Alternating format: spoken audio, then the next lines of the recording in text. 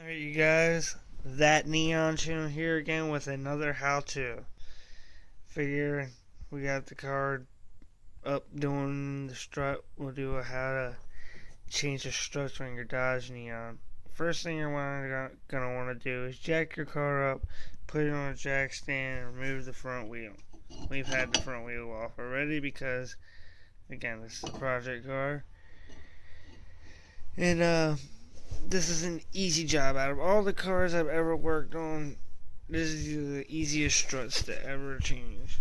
So, to change the struts on this Dodge Neon, after you get the wheels off, you're going to want to loosen up both these nuts. They are 13/16.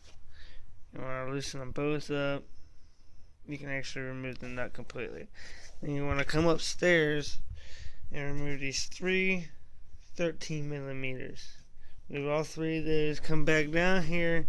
Take a hammer. Well, put your nut back on there. A couple threads. Then take a hammer and gently beat this socket. This bolt out, and then it'll eventually pop out. If it doesn't come all the way out, you might have to get a punch and stick in there and punch the rest of the way out, or a screwdriver that you don't care about. After you get that all the way out, you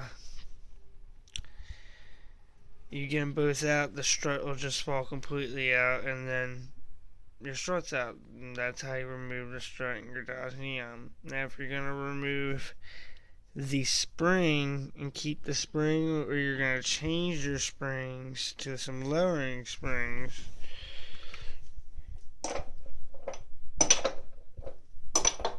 you will use the same 13/16 socket to remove the top hat.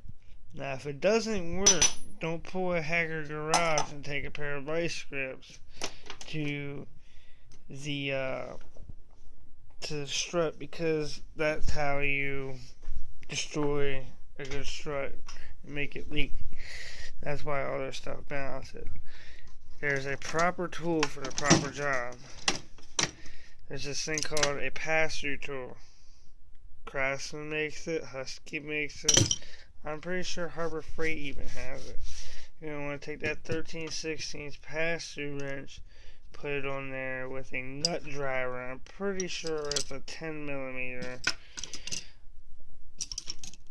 3/8 or something like that. And there's a nut. If you look at the top of the strut, clear as day. See, it's an octagon. Every strut has that.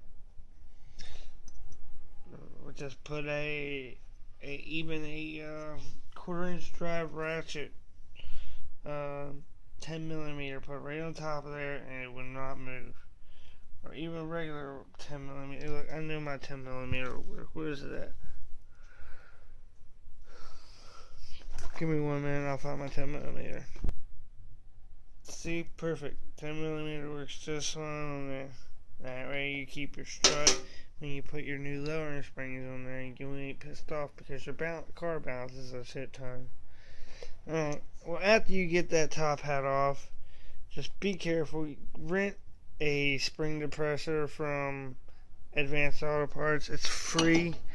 That way you don't blow your windshield out, or your girlfriend in the face, or yourself in the face, or anybody in the face with the spring blowing the top hat off. Because these things, if the strut is good, they have ton of pressure.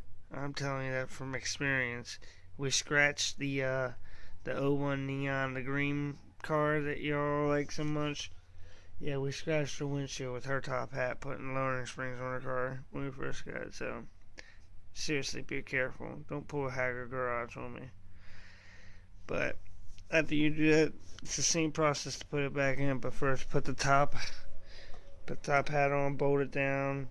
Then when you put the strut back in, push the strut up through, put your 3 nuts on the top hat, tighten them down, come down here, put the knuckle in between the strut, shove your bolt through the top or the bottom. After you get one in, it's easy to get the other one. You just push the knuckle one way or the other, and the other bolt hole line up, shove your other bolt through there.